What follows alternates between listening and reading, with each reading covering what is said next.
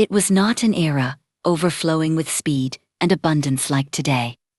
The countryside in the 1960s was slow, inconvenient, and lacking in many ways, yet strangely warm. My childhood began with the smell of soil and ended with it. In the mornings, before the sun rose over the mountain ridge, the smell of firewood burning in my mother's kitchen would wake the day. From the stove came the cracking sounds, tuk, tack, of splitting wood. That sound was more precise than any alarm clock. Wake up, it's time for school. My mother's voice was low but firm. When I rubbed my eyes and opened the door, the cold air struck my face. In winter.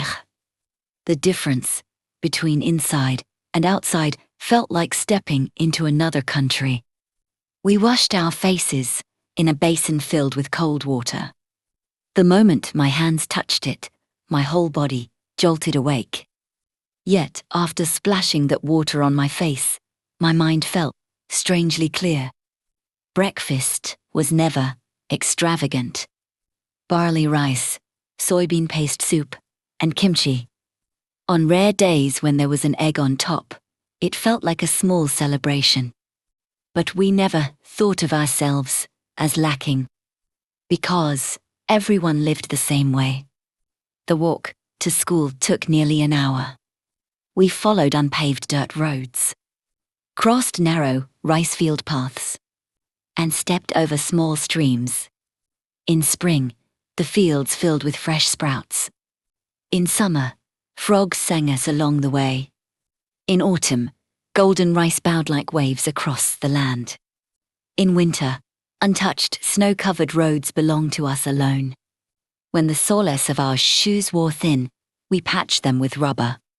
Still, we could run without any trouble. Friends were always waiting along the road. Hey, let's go together. No one needed to ask twice. We gathered and walked, laughing. It felt less like going to school and more like heading on a picnic. Our school was not large. Wooden class floor step en din winter. A single stove in the center of the room was all we had. The seats near the stove were always popular, but the teacher rotated us fairly. One day, we placed our lunchboxes on top of the stove to warm them and ended up burning them black. Even so, we scraped off the charred parts and laughed until our stomachs hurt. Sharing lunch was almost an unwritten rule. One friend brought only kimchi. Another had anchovies. A lucky one might have a sausage. We naturally placed our lunchboxes together and ate as one. That was when I learned something important. The richest person is not the one who has the most, but the one who knows how to share. After school, we did not go straight home. We ran to the river to skip stones, climbed mountains to gather acorns, and caught loaches in the rice paddies.